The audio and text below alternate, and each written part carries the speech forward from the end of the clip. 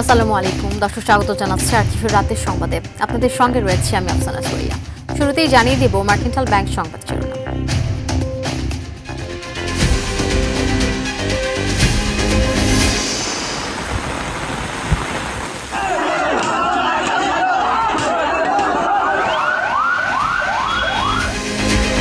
পাহাড় ধসে কক্সবাজার চট্টগ্রামে 10 জনের মৃত্যু। রেকর্ড বৃষ্টিতে প্লাবিত গোটা পার্বত্য এলাকা, 4 বিভাগে আকস্মিক বন্যার আশঙ্কা। শেয়ার বাজার ধ্বংসকারীদের বিচারের ঘোষণা প্রধানমন্ত্রীর। ধারাবাহিকভাবে শেয়ার মার্কেটের পতন ঘটিয়ে হাজার হাজার বিনিয়োগকারীদের নিঃস্ব করার জন্য যারা দায়ী তাদের চিহ্নিত করা সহ তাদের বিরুদ্ধে আইনানুগ ব্যবস্থা গ্রহণে বর্তমান সরকার পরিকল্পনা গ্রহণ করেছে। বললেন, শিক্ষা প্রতিষ্ঠানে বড় বড় ভবন হলেও মানব সম্পদের কোনো উন্নতি হয়নি।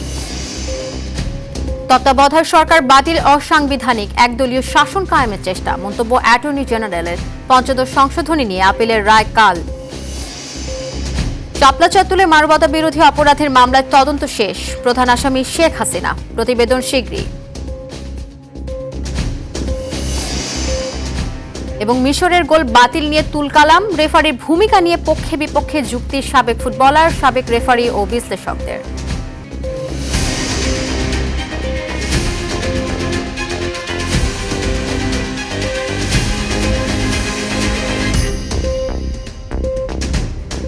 দর্শক, শুনছিলেন মার্কেন্টাইল ব্যাংক সংবাদ শিরোনাম। জানাবো বিস্তারিত। কক্সবাজারের রুখিয়ার রোহিঙ্গা ক্যাম্পে মাদ্রাসার ওপর পাহাড় ধসে 8 শিক্ষার্থীর মর্মান্তিক মৃত্যু হয়েছে। চাপা পড়া অন্য শিক্ষার্থীদের উদ্ধারে কাজ করছে ফায়ার সার্ভিস। পাহাড় ধসে আরও 2 শিশুর মৃত্যু হয়েছে চট্টগ্রামে। এছাড়া রেকর্ড বৃষ্টিতে তলিয়েছে এই জেলা। এদিকে ভারী বৃষ্টিপাতে নদ নদীর পানি বাড়ায় দেশের 4 বিভাগে আকস্মিক বন্যার আশঙ্কা করছে বন্যা পূর্বাভাস ও সতর্কীকরণ কেন্দ্র। প্রতিনিধিদের পাঠানো তথ্যচিত্রে এ বিষয়ে আরও জানাচ্ছেন আব্দুল হামিদ।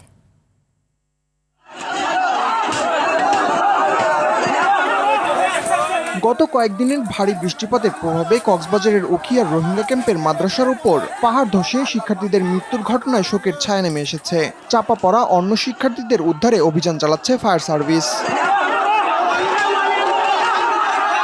চট্টগ্রাম নগরীর চশমাহিলের মেয়রগলি ও সীতাকুণ্ড উপজেলার জঙ্গল সলিমপুরে পাহাড় ধসের ঘটনায় 2 শিশুর মৃত্যু হয়েছে। পাহাড় ধসে রাঙামাটি চট্টগ্রাম ও খাগড়াছড়ি সাজেক সড়কে যান চলাচল বন্ধ আছে। মাইনী নদীতে বেড়েছে পানি, এতে আটকা পড়েছেন বহু পর্যটক। এদিকে 43 বছরের রেকর্ড ভেঙে চট্টগ্রামে সর্বোচ্চ 394 মিলিমিটার বৃষ্টিপাত হয়েছে। তলিয়ে গেছে মহানগরীর বিভিন্ন এলাকা। রেল লাইনে পানি জমায় বন্ধ রয়েছে ট্রেন চলাচল। দুর্যোগপূর্ণ আবহাওয়ার কারণে চট্টগ্রাম বোর্ডের এইচএসসি ও সমমানের পরীক্ষা স্থগিত করা হয়েছে। ক্লাস পরীক্ষা বন্ধ রয়েছে চট্টগ্রাম বিশ্ববিদ্যালয়ে। বান্দরবানে সাঙ্গু নদীর পানি বেড়ে প্লাবিত হয়েছে নিম্নাঞ্চল। নিরাপদ স্থানে বাসিন্দাদের সরে যেতে মাইকিং করা হচ্ছে পাহাড়ি এলাকায়। বাড়িটা পাহাড় উপরে, নিচু তলি, বৃষ্টি দিলে নিচু চলে যাবে।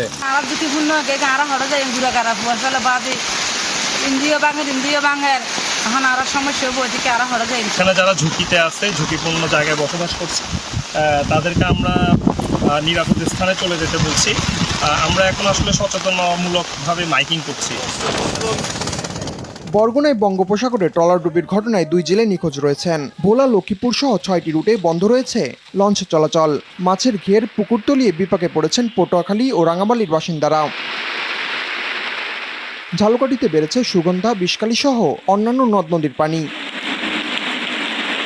পানি বাড়ায় ফেনীর মুহুরী, কহুয়া ও সিলোনিয়া নদীর বন্যা নিয়ন্ত্রণ বাঁধ ভেঙে বিস্তীর্ণ এলাকা প্লাবিত হওয়ার আশঙ্কা করা হচ্ছে। উজানে বৃষ্টিপাত হচ্ছে কিনা ত্রিপুরাতে, সেটাও আমরা মনিটরিং এ রাখছি। তো সেখানে বৃষ্টিপাত হচ্ছে, যেটা তথ্য এখন পর্যন্ত তথ্য, তো সেজন্য আমাদের একটু অ্যালার্ট থাকতে হবে। এছাড়া বৈরী আবহাওয়ায় 3 নম্বর সতর্কতা সংকেত বহাল রয়েছে চট্টগ্রাম, কক্সবাজার, মংলা ও পায়রা সমুদ্র বন্দরে। আব্দুল হামিদ, RTV। এদিকে পরিস্থিতি স্বাভাবিক না হওয়া পর্যন্ত চট্টগ্রাম কক্সবাজার ট্রেন চলাচল বন্ধ থাকবে বলে মন্তব্য করেছেন রেলপথ মন্ত্রণালয়ের প্রতিমন্ত্রী হাবিবুর রশিদ। সকাল 10টায় তিনি চট্টগ্রামের 16 শহর ও শমশেরনগর স্টেশন পরিদর্শন করেন। পরিদর্শন শেষে মন্ত্রী বলেন, যারা পর্যটক এক্সপ্রেসের যাত্রী ছিল তাদেরকে টিকিটের টাকা ফেরত দেওয়া হবে। এ সময় মন্ত্রীর সঙ্গে উপস্থিত ছিলেন চট্টগ্রাম সিটি কর্পোরেশনের মেয়র, বিভাগীয় কমিশনার, জেলা প্রশাসক সহ আরও অনেকেই। এখন যদি আমরা কোনো কারণে রেল চালাতে চাই, বিশেষ করে চিটাগাং কক্সবাজার, তাহলে বড় কোনো দুর্ঘটনা ঘটতে পারে। সেই চিন্তা করে আপাতত আমাদের সিদ্ধান্ত হচ্ছে যে চিটাগাং কক্সবাজারে আমরা যতক্ষণ পর্যন্ত পরিবেশের উন্নতি না হবে এবং পানিটা নেমে না যাবে ততক্ষণ পর্যন্ত আমরা বন্ধ রাখবো। আর যারা যাত্রীরা টিকিট কেটেছেন তাদের টিকিটের অর্থ তারা ফেরত পাবেন। এবার অন্যান্য প্রসঙ্গ। শেয়ার বাজার ধ্বংসকারীদের আইনের আওতায় আনার ঘোষণা দিয়েছেন প্রধানমন্ত্রী তারেক রহমান। বলেন, স্বৈরাচারী সরকারের কারসাজিতে ক্ষতির মুখে পড়েছে বিনিয়োগকারীরা। বিকেলের সংসদ অধিবেশনের প্রশ্নোত্তর পর্বে এসব কথা বলেন তিনি। প্রধানমন্ত্রী বলেন, স্বৈরাচার সরকারের সময় শিক্ষা প্রতিষ্ঠানে বড় বড় ভবন হলেও মানব সম্পদের কোনো উন্নতি হয়নি। শিক্ষকদের শিক্ষা কার্যক্রমে আগ্রহী করতে পর্যায়ক্রমে বেতন বাড়ানো হবে বলেও জানান তিনি। সর্দার রাজীবের রিপোর্টে থাকছে বিস্তারিত। দেশের প্রধান পেশা কৃষি হলেও বিশ্ব প্রতিযোগিতায় পিছিয়ে পড়ছে অন্যতম গুরুত্বপূর্ণ খাতটি। দুর্বল বাজার ব্যবস্থাপনার পাশাপাশি আধুনিক প্রযুক্তি সেবার অভাবেই তৈরি হয়েছে এই সংকট। এমন পরিস্থিতিতে শ্রমনির্ভর কৃষিখাতকে গবেষণা ও আধুনিক প্রযুক্তির মাধ্যমে লাভজনক এবং টেকসই খাতে রূপান্তরের সিদ্ধান্ত নিয়েছে বিএনপি সরকার। বুধবার জাতীয় সংসদে কুমিল্লা ৯ আসনের সদস্য আবুল কালামের প্রশ্নের জবাবে একথা বলেন প্রধানমন্ত্রী। উৎপাদন ব্যয় হ্রাস, শ্রম সংকট মোকাবেলা এবং কৃষিকে লাভজনক করতে সরকার কৃষিতে remote sensing, AI, internet of things, drone প্রযুক্তি, জিআইএস, স্যাটেলাইট তথ্য, বিগ ডাটা এবং আধুনিক তথ্য প্রযুক্তির ব্যবহার সম্প্রসারণের উদ্যোগ গ্রহণ করছে। এ সময় দেশের শেয়ার বাজার ও বিনিয়োগ পরিস্থিতি নিয়েও কথা বলেন প্রধানমন্ত্রী। ফ্যাসিবাদ সরকারের আমলে দেশের শেয়ার বাজারের ধারাবাহিক পতনের কারণ উদ্ঘাটনের লক্ষ্যে বিভিন্ন সময় বিভিন্ন বিশেষজ্ঞ, বিনিয়োগকারী সংগঠন এবং বিভিন্ন তদন্তকারী সংস্থার কার্যক্রম পরিচালনা করেছে। শেয়ার মার্কেটের পতন ঘটিয়ে হাজার হাজার বিনিয়োগকারীদের নিঃস্ব করার জন্য যারা দায়ী তাদের চিহ্নিত করা সহ তাদের বিরুদ্ধে আইনানুগ ব্যবস্থা গ্রহণে বর্তমান সরকার পরিকল্পনা গ্রহণ করেছে। এছাড়াও নারীদের জন্য স্নাতক পর্যন্ত ফ্রি শিক্ষার পাশাপাশি ভালো ফলাফলের উপর বৃত্তি দেওয়ার কথাও জানান প্রধানমন্ত্রী। এই বাজেটে টোটাল জিডিপির 2% আমরা শিক্ষার জন্য রেখেছি। পরিকল্পনা মতন যদি আগাতে পারি ইনশাল্লাহ আমরা শিক্ষা খাতে বাজেট 5 বছর শেষে 5% নিয়ে যেতে চাই। বিএনপি সরকার, দেশনেত্রী খালেদা জিয়া সরকার করেছিলেন, মেয়েদের শিক্ষা ব্যবস্থা ইন্টারমিডিয়েট পর্যন্ত ফ্রি করেছিলেন। আমরা এবার অনার্স পর্যন্ত মেয়েদের শিক্ষা ব্যবস্থা ফ্রি করতে চাই, ডিগ্রি বা অনার্স পর্যন্ত। তামাক চাষের পরিধি আর না বাড়াতে নির্দেশনা দেওয়া হয়েছে জানিয়ে তারেক রহমান বলেন, চীনে কাঁঠাল রপ্তানির মাধ্যমে বিপুল পরিমাণ বৈদেশিক মুদ্রা অর্জিত হবে। কাঁঠাল এক্সপোর্টের মাধ্যমে আমরা নিশ্চয়ই ইনশাল্লাহ বড় একটি বৈদেশিক মুদ্রা অর্জন করতে সক্ষম হব। সর্দার রাজীব, আর টিভি, ঢাকা। সংসদ অধিবেশন দেখতে আসা দেশের বিভিন্ন শিক্ষা প্রতিষ্ঠানের শিক্ষক ও শিক্ষার্থীদের সঙ্গে সৌজন্য সাক্ষাৎ করেছেন প্রধানমন্ত্রী তারেক রহমান। বিকেলে সংসদ অধিবেশনের শুরুর আগে শিক্ষার্থীদের সঙ্গে সৌজন্য সাক্ষাৎ করেন প্রধানমন্ত্রী। এ সময় শিক্ষার্থীদের সঙ্গে কুশল বিনিময়ের পাশাপাশি লেখাপড়ার খোঁজ খবর নেন তিনি। দেশ গঠনে ভূমিকা রাখতে শিক্ষার্থীদের দক্ষ, যোগ্য ও আদর্শ নাগরিক হিসেবে গড়ে তোলার আহ্বান জানান সরকার প্রধান। একই সঙ্গে শারীরিক শিক্ষা, শিল্প ও সংস্কৃতি চর্চার প্রতিও গুরুত্ব দেওয়ার জন্য শিক্ষার্থীদের উৎসাহিত করেন প্রধানমন্ত্রী।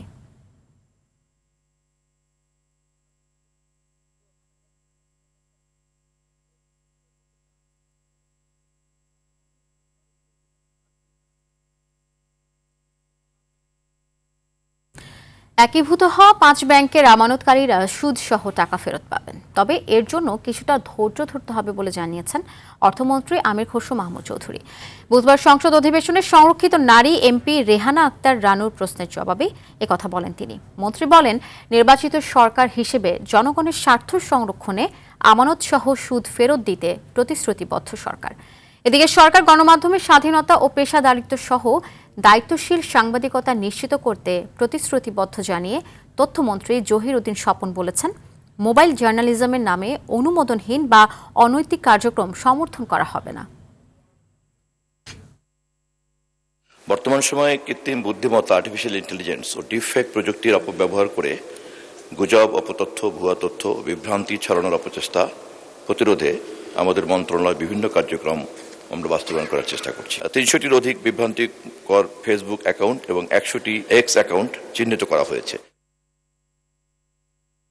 একদলীয় শাসন ব্যবস্থা চালু করতে সংবিধানে পঞ্চদশ সংশোধনী এনে তত্ত্বাবধায়ক সরকার বাতিল করা হয়েছিল বলে মন্তব্য করেছেন অ্যাটর্নি জেনারেল লুহুর কুদ্দিস কাজল।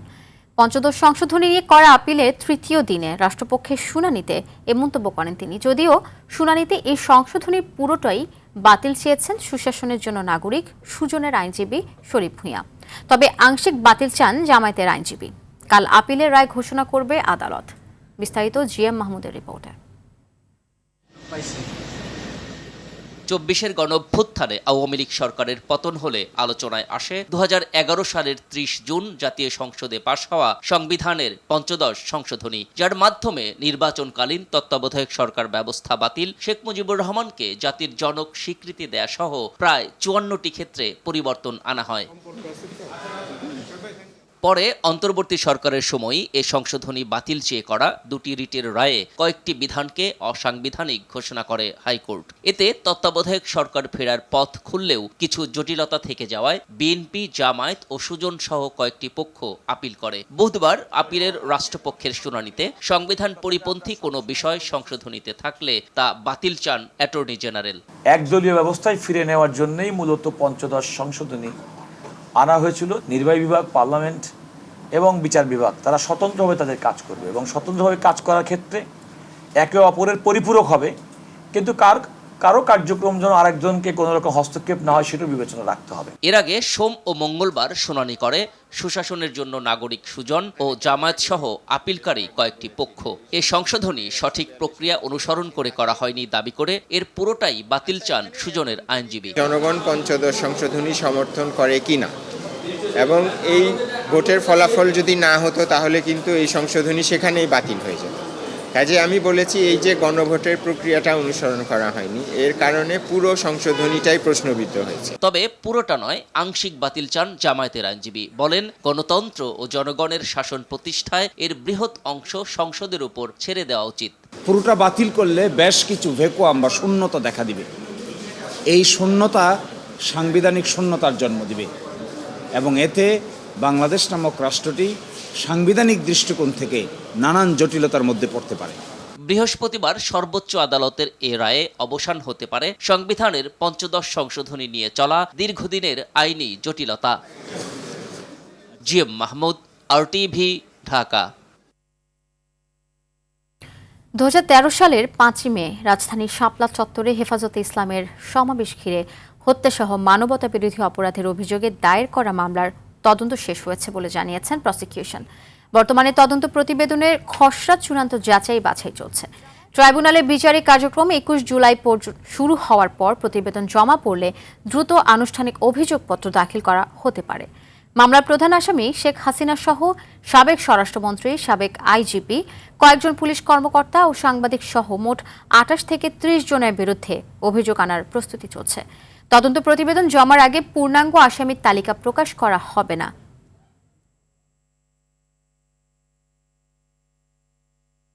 জুলাই গণঅভ্যুত্থানে হত্যাকাণ্ডের সাথে জড়িত প্রত্যেকটি প্রতিষ্ঠানের সংস্কারে এখনও কার্যকর কোনো উদ্যোগ নেওয়া হয়নি বলে অভিযোগ করেন 11 দলীয় ঐক্যের শীর্ষ নেতারা। সকালে রাজধানীর ডিপ্লোমা ইঞ্জিনিয়ার্স মিলনায়তনে এক সেমিনারে তারা এই অভিযোগ করেন। বিরোধী দলীয় নেতা ও জামায়াতের আমির ডক্টর শফিকুর রহমান বলেন, জুলাই সনদ নিয়ে বিএনপি জাতির সাথে তামাশা করছে। জনগণের অধিকারের প্রশ্নে এক চুলো ছাড় দেওয়া হবে না বলেও হুঁশিয়ারি দেন তিনি। বিস্তারিত অঙ্কন চৌধুরীর রিপোর্টে। বুধবার সকালে রাজধানীর Bangladesh institution of diploma engineers মিলনায়তনে জুলাই গণ অভ্যুত্থানের চেতনা, গণভোটের রায় বাস্তবায়ন এবং গণহত্যা ও মানবতা বিরোধী অপরাধের বিচার শীর্ষক সেমিনার আয়োজন করে 11 দলীয় ঐক্য। আমি খুব সাধারণ মানুষ। সেমিনারে জুলাই সনদ বাস্তবায়নের পাশাপাশি জুলাই গণহত্যার বিচার নিশ্চিতের দাবি জানান 11 দলীয় নেতারা। ওনারা যদি গণ আদালত করে মিথ্যা যদি এদেশের মানুষের কাছে স্থাপন করতে পারে রাজাকার বলে, আমরা এবারে সত্যটাকে স্থাপন করি, আওয়ামী লীগের বিচার করি গণ আদালতের মাধ্যমে। বিএনপি এই গোটা জুলাই বিপ্লবটাকে, জুলাইয়ের চেতনাটাকে বাংলাদেশের রাজনীতির মেইন স্ট্রিম থেকে সরিয়ে দুধবাত বানায় রাখার একটা প্রকল্প হাতে নিয়েছে। জুলাই গণ অভ্যুত্থানের পর থেকে বিএনপি সংস্কার বিরোধী অবস্থান নিচ্ছেন বলে অভিযোগ করেন এনসিপি নেতা আক্তার হোসেন। তারা আসলে সংস্কার বিপরীতে একটা অবস্থান গ্রহণ করতে শুরু করে তারা মুখে বলছে সংস্কার, কিন্তু তাদের কাজে করবে সংস্কারের পক্ষে তাদের অবস্থান ছিল না। এ সময় সরকারকে গণভোটের রায় মেনে নেয়ার আহ্বান জানান অবসরপ্রাপ্ত কর্নেল অলি আহমদ। দেশের মঙ্গলের জন্য এবং আপনার সুবিধার জন্য আমরা যে সংস্কারের কথা বলছি এগুলি মেনে নেন এবং যারা অতীত অন্যায় করেছে তাদের বিচারের আওতায় নিয়ে আসেন। প্রধান অতিথির বক্তব্যে ডাক্তার শফিকুর রহমান অভিযোগ করেন, জনগণের রায়ের উপর যারা প্রশ্ন তুলেছে তারা গণতন্ত্র বিরোধী। তারা এই সংসদে দাঁড়িয়ে বলেছিলেন জুলাই চার্টার একটা অন্তহীন প্রতারণার দলিল, আর এই সংসদেই দাঁড়িয়ে তারা আবার প্রমাণ করলেন তারাই জাতির সাথে অন্তহীন প্রতারণা করেছেন। জনগণের বিবেচনাবোধের উপরে যারা প্রশ্ন তুলে, বুঝতে হবে তারা গণতন্ত্রে বিশ্বাস করে না। সংস্কার ও বিচার প্রক্রিয়ায় বিলম্বের অভিযোগ তুলে জনগণের রায়ের প্রতিফলন নিশ্চিতের দাবি জানান 11 দলীয় ঐক্যের নেতারা। মুখে জুলাই, অন্তরে নৌকার শীষ। অঙ্কন চৌধুরী, RTV, ঢাকা। জাতিসংঘে বাংলাদেশের স্থায়ী প্রতিনিধি আইরিন খানকে 2 বছরের চুক্তিতে সিনিয়র সচিব পদমর্যাদায় নিউ ইয়র্কে জাতিসংঘে বাংলাদেশের স্থায়ী প্রতিনিধি হিসেবে নিয়োগের সিদ্ধান্ত নিয়েছে। তিনি বর্তমান স্থায়ী প্রতিনিধি সালাউদ্দিন নোমান চৌধুরীর স্থলাভিষিক্ত হবেন এবং সেপ্টেম্বরে দায়িত্ব নিতে পারেন। এছাড়া বিএনপির তথ্য ও প্রযুক্তি বিষয়ক সম্পাদক AKM ওয়াহিদুজ্জামানকে উপস্থায়ী প্রতিনিধি হিসেবে নিয়োগের সিদ্ধান্ত হয়েছে। বুধবার মন্ত্রিপরিষদ বিভাগের এক প্রজ্ঞাপনে এই তথ্য জানানো হয়। পররাষ্ট্র মন্ত্রণালয় জানিয়েছে, মানবাধিকার ও আন্তর্জাতিক আইন বিষয়ে আইরিন খানের অভিজ্ঞতা বহুপাক্ষিক পরিসরে বাংলাদেশের অবস্থান আরও শক্তিশালী করবে।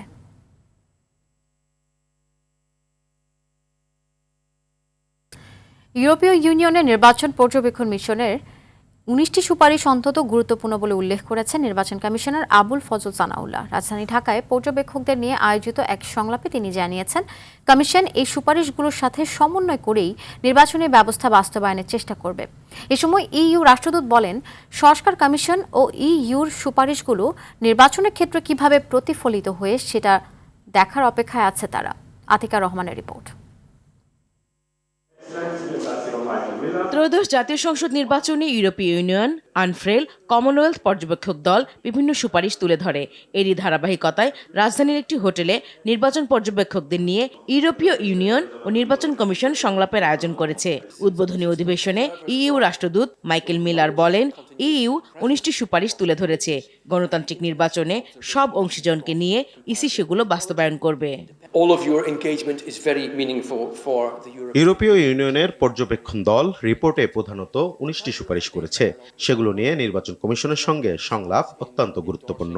গণতন্ত্র ও সুষ্ঠু নির্বাচনের জন্য এগুলো নির্বাচন কমিশন কিভাবে বাস্তবায়ন করবে সেগুলো আমরা প্রত্যক্ষ করব। আমরা সংস্কারে নারী ও যুবকদের প্রতিনিধিত্ব চাই। আমরা একসঙ্গে কাজ করতে চাই। নির্বাচন কমিশনার সানাউল্লাহ বলেন, নির্বাচনের পরে যে সুপারিশগুলো এসেছে তা বাস্তবায়নে কাজ করছে ইসি। ইতিমধ্যে কিছু বিধি স্থানীয় সরকার নির্বাচনে অন্তর্ভুক্ত করা হয়েছে বলেও জানান তিনি। ইউরোপীয় ইউনিয়নের অবজারভেশন মিশনের দেওয়ার রিপোর্টে অনেক গুরুত্বপূর্ণ বিষয় উঠে এসেছে। সেখানকার পরামর্শগুলোকে গুরুত্ব দিচ্ছে কমিশন। ইতিমধ্যে স্থানীয় সরকার নির্বাচনে বেশ কিছু বিধিবিধান আরোপ করা হয়েছে। আমরা ইউরোপীয় ইউনিয়নের সঙ্গে সমন্বয় করে পরামর্শগুলো বাস্তবায়ন করতে চাই। সব অংশীজনের পরামর্শ নিয়েই কাজ করে ইসি। সংলাপে বিভিন্ন দেশি বিদেশি নির্বাচন পর্যবেক্ষক সংস্থার প্রতিনিধি, সুশীল সমাজের প্রতিনিধি ও নির্বাচন কমিশনের ঊর্ধ্বতন কর্মকর্তারা যোগ দিয়েছেন। Atika Rahman, RTV, Dhaka. International AI innovation and leadership consortium Prestige award 2026 বিজয়ীদের নাম ঘোষণা করা হয়েছে।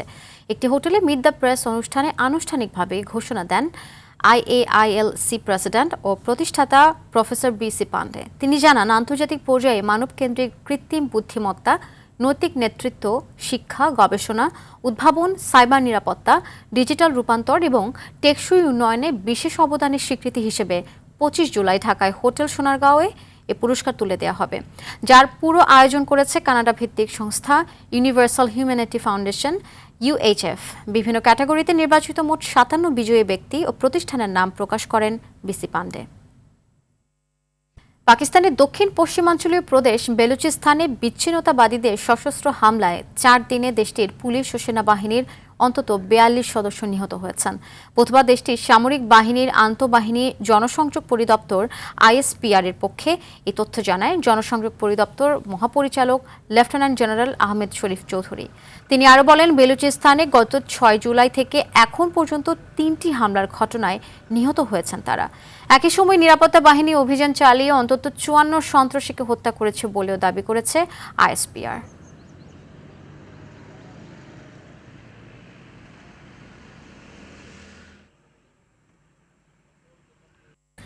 যুক্তরাষ্ট্র ও ইরানের মধ্যে রাতভর পাল্টাপাল্টি হামলার পর যুদ্ধবিরতি শেষ বলে মন্তব্য করেছেন মার্কিন প্রেসিডেন্ট ডোনাল্ড ট্রাম্প। তুরস্কের আঙ্কারায় ন্যাটো সম্মেলনে এমন মন্তব্য করেন তিনি। গ্রিনল্যান্ড নিয়েও যুক্তরাষ্ট্র ও ডেনমার্কের সরকার প্রধান পাল্টাপাল্টি মন্তব্য করেছেন। এদিকে সামরিক খাতে বড় বাজেট বৃদ্ধির ঘোষণা করেছে তুরস্ক। বিস্তারিত থাকছে আব্দুল মালিকের রিপোর্টে। তুরস্কের রাজধানী আঙ্কারায় বুধবার দ্বিতীয় ও শেষ দিনের মতো ন্যাটো শীর্ষ সম্মেলনে বসেছেন বিশ্ব নেতারা। যোগ দিয়েছেন ন্যাটোর সদস্য হতে যাওয়া দেশের সরকার প্রধানরাও। এবারের আলোচনায় বৈশ্বিক নানা সংকট ও ন্যাটোর উন্নয়নে আলোচনা করেন বিশ্ব নেতারা। তবে বৈঠকের মাঝেই যুদ্ধবিরতি ভেঙে পাল্টাপাল্টি হামলা চালিয়েছে যুক্তরাষ্ট্র ও ইরান। এ অবস্থায় ইরানের সঙ্গে যুদ্ধবিরতি শেষ বলে মন্তব্য করেছেন মার্কিন প্রেসিডেন্ট ডোনাল্ড ট্রাম্প। ইরানের নেতৃত্বকে অসুস্থ, হিংস্র ও সহিংস বলেও মন্তব্য করেন তিনি। পাশাপাশি ট্রাম্প বলেন, তিনি ন্যাটোর ওপরও খুশি নন, কারণ ইরানের বিরুদ্ধে যুদ্ধের সময় এর কিছু সদস্য দেশ যুক্তরাষ্ট্রকে সাহায্য করতে রাজি হয়নি। যদিও ইরানের উপর মার্কিন বাহিনীর গতরাতের হামলাকে প্রয়োজনীয় বলেই মন্তব্য করেছে ন্যাটো প্রধান মার্ক রুটে। ইরান ইস্যু ছাড়াও সম্মেলনে স্পেন ও ডেনমার্কের গ্রিনল্যান্ড নিয়ে নতুন করে বিতর্ক সামনে এসেছে। স্পেনের সঙ্গে বাণিজ্য বন্ধ করে দেওয়ার হুমকি দিয়েছেন মার্কিন প্রেসিডেন্ট। অপরদিকে আবারও উঠে এসেছে গ্রিনল্যান্ড ইস্যু। গ্রিনল্যান্ড নিয়ে ন্যাটোর অবস্থানকে বড় সমস্যা মনে করেন ট্রাম্প। তিনি আবারও দাবি করেন, গ্রিনল্যান্ড ডেনমার্কের নয়, বরং যুক্তরাষ্ট্রেরই হওয়া উচিত। প্রেসিডেন্ট ডোনাল্ড ট্রাম্পের এমন মন্তব্যের পর কড়া জবাব দিয়েছে ডেনমার্কের প্রধানমন্ত্রী মেটে ফ্রেডরিকসেন। তিনি বলেন, ডেনমার্কের অবস্থান বরাবরের মতোই স্পষ্ট, গ্রিনল্যান্ড বিক্রির জন্য নয়।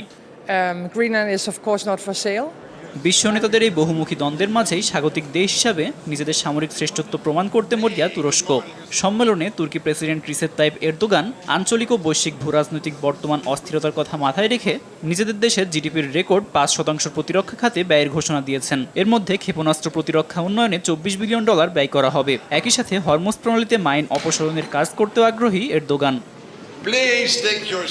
আব্দুল মালেক, RTV। জানাবো খেলার খবর। সিরিজের দ্বিতীয় ওয়ানডেতে আগামীকাল জিম্বাবুয়ের মুখোমুখি হবে বাংলাদেশ। হারারে স্পোর্টস ক্লাব মাঠে ম্যাচ শুরু হবে বাংলাদেশ সময় দুপুর 1:30টায়। প্রথম ওয়ানডেতে হতাশাজনক হারের পর সিরিজের টিকে থাকতে এই ম্যাচে জয়ের কোনো বিকল্প নেই টাইগারদের সামনে। আগের ম্যাচে স্বাগতিক জিম্বাবুয়েকে মাত্র 141 রানে গুটিয়ে দিয়েও সেই লক্ষ্য তাড়া করতে ব্যর্থ হয় বাংলাদেশ। দায়িত্বজ্ঞানহীন ব্যাটিংয়ে মাত্র 116 রানে অল আউট হয়ে 25 রানে হারে সফরকারীরা। সিরিজের একমাত্র টেস্টে হতাশাজনক পারফরম্যান্সের পর ওয়ানডে সিরিজের প্রথম ম্যাচেও দেখা গেছে একই চিত্র। ফলে বাংলাদেশ দলের জন্য দ্বিতীয় ওয়ানডে এখন কার্যত বাঁচা মরার লড়াই।